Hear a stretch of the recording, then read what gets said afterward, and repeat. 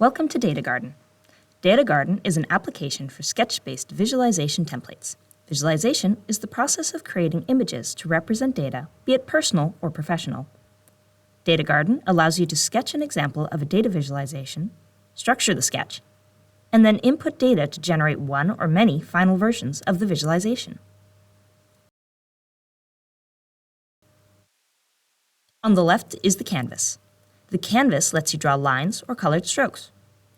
To set a color, pick your color and turn up the opacity. To go back to line drawing, turn off the opacity. Strokes can be recolored through the context menu. To reach the context menu, choose the cursor or selection tools and click on an element. You can then click the recolor option to open the same color editing menu.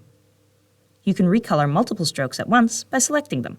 To select multiple strokes, choose the selection tool and draw a lasso on the canvas. Then click a selected element to get the context menu.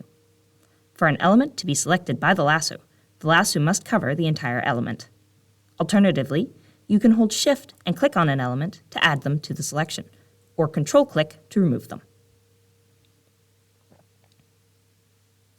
Strokes can be grouped into elements. Elements are the basic unit of the visualization template. For example, this flower has been drawn in 2 strokes, but is meant to be one thing.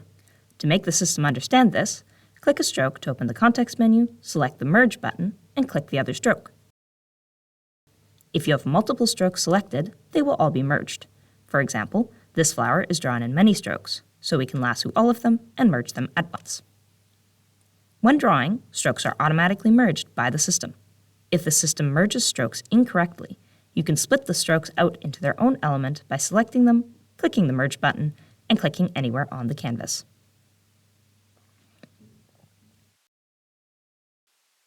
On the right are the structure views, which include the overview, the dimension view, and the table view. In the overview, you can see and edit the element tree. Elements can be dragged onto other elements to make them children of that element.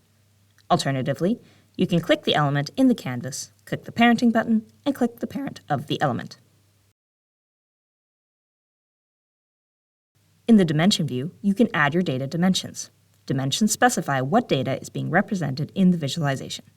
We will walk through an example of mapping this visualization of interaction with a romantic partner.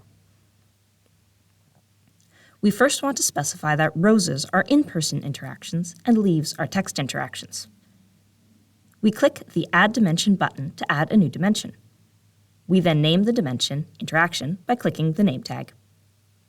We have 2 choices for types of data, categories and numbers. Text and in-person are categories, so we pick categorical. We next choose the level. The first level is the branches, the second level is the roses and leaves, so we choose that. Finally, we select the channel. DataGarden supports 6 channels. In this case, the roses and leaves are 2 different kinds of shape, so we choose the shape channel. DataGarden has automatically created 2 categories for us. We can add more using the Add Category button, but 2 is good for now, so we enter the category labels. Now that the dimension is set up, we can specify the mapping by dragging the elements into the correct categories.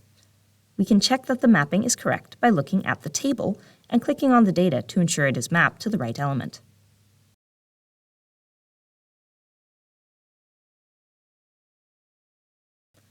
Color indicates the feeling associated with the interaction. We make a new dimension, same as before, but choose color.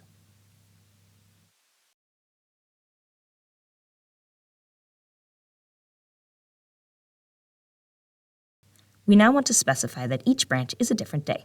We make a new dimension, call it day, choosing level 1 for the branches, and label for the channel. Label assigns a different value to each element. We want to specify that the position of the leaf or rose indicates what time the interaction took place.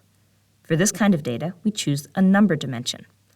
Number dimensions only work with size, angle, and position, so we won't see anything until we set it to position. The position channel displays where each element is positioned relative to its parent's spine. To see the spines, you can turn on the canvas structure view. DataGarden automatically assigns a line representation to each element to help with measuring things like length and position. This is called the spine. When we look at this day's leaves, we see that several of them that are in the middle are being interpreted as at the end.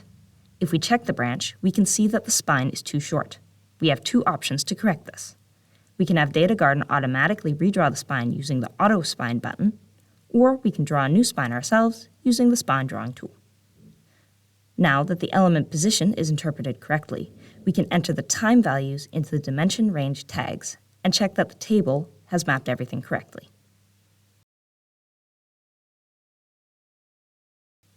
Next, we want the size of the leaf to indicate the length of the text message. For this, we want categories small, medium, and big. Size can be measured either by the element's area or the length of the spine. Area seems fine. As this dimension is only meant to be mapped to leaves, we need to remove the roses. We can select and drag the roses to the None box to make it so that they will not be mapped. Now we can adjust the ranges that the categories cover by shifting the control nodes.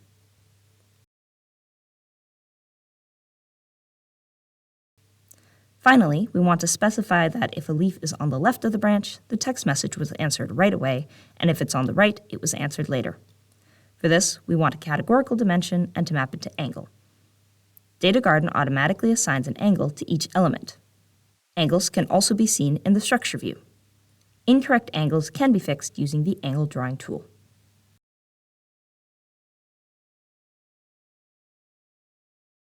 Angles can be interpreted in one of two ways. Absolute measures the angle of the element as it sits on the canvas, whereas relative measures the angle relative to its parent's spine. Because we want the elements to be mapped right or left of the branch, we choose relative. We can then check the table one last time to ensure everything works as intended.